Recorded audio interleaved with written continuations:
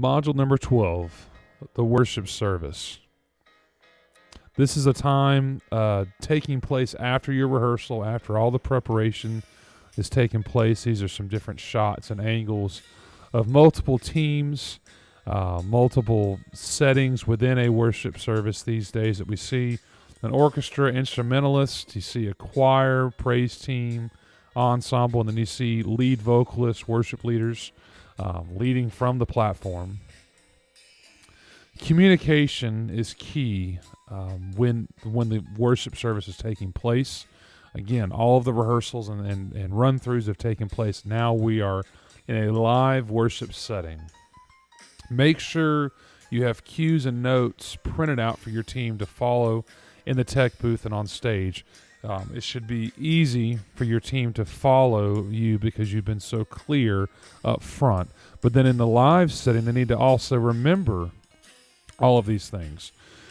From a stage perspective, the rear screen can be very helpful to the team on stage as some cues and reminders from the service, but also it's a way that the tech team can send special messages. There's a function in ProPresenter that says, I'm trying to remember exactly what it's called, but stage display, stage reminders, stage something, where basically you can put a message on that section that only the worship leader and people on stage can see. It won't show up on the main display that the congregation sees. It's a very, very helpful tool and things to be communicated if you can't speak to them. Another option that I've seen done, especially very professional worship settings, large churches, large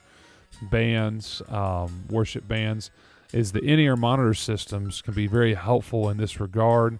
It makes it a lot easier for your team to be able to hear on stage, but also your tech media booth, especially your audio booth, can have a stage microphone that they can communicate into the in-ears of the worship leader or worship team to fix something. If there's some kind of plug that's loose or a battery that's dead, they can step off to the side and grab another microphone or whatever. There's different things that you can't send hand signals to communicate these things unless you're fluent in sign language. But then if the stage responds with visuals like that, then the congregation knows that there's issues. So all that to say, this one of the options is speaking to your team directly through just the in-ear monitors.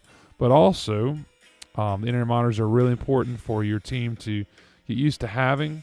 I think the in-ear monitors are extremely helpful with stage volume and sound issues.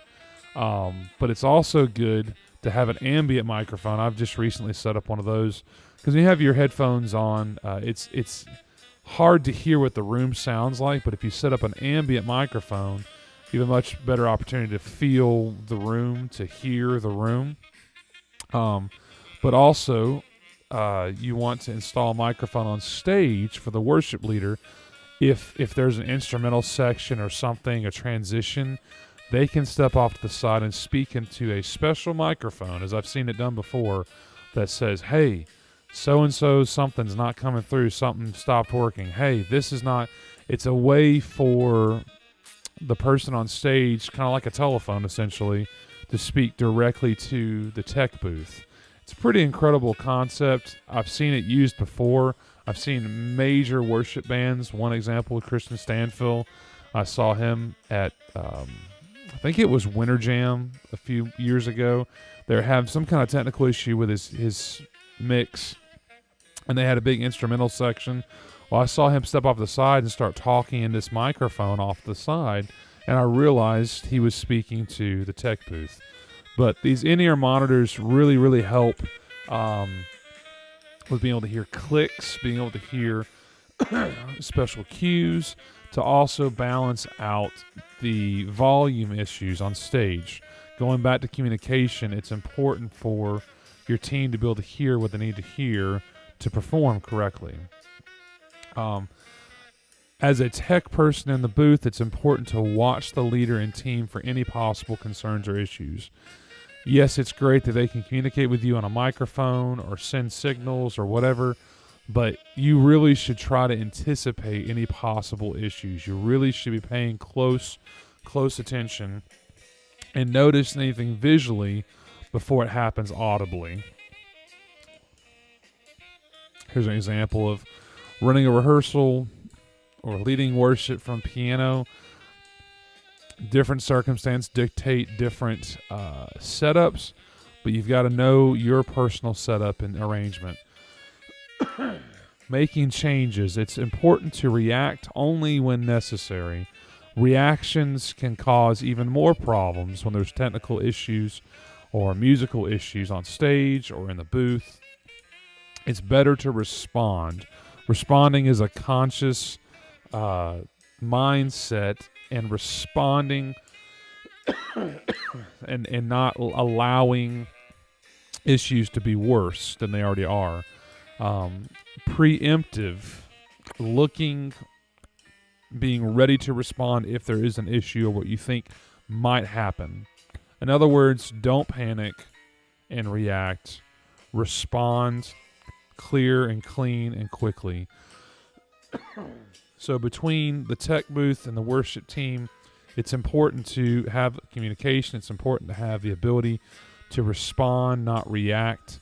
And again, this is a really short module 12, but I think communication really is the key, and being able to hear a nice balance and being able to work together through those things in a live setting. The worship leader can't do it. The band can't do it without the tech team and the booth, but the booth serves no purpose without the band on stage. It's a perfect match made in heaven between the two, and so you're both incredibly important, and work everything you can to do things well together as we glorify God. Thank you.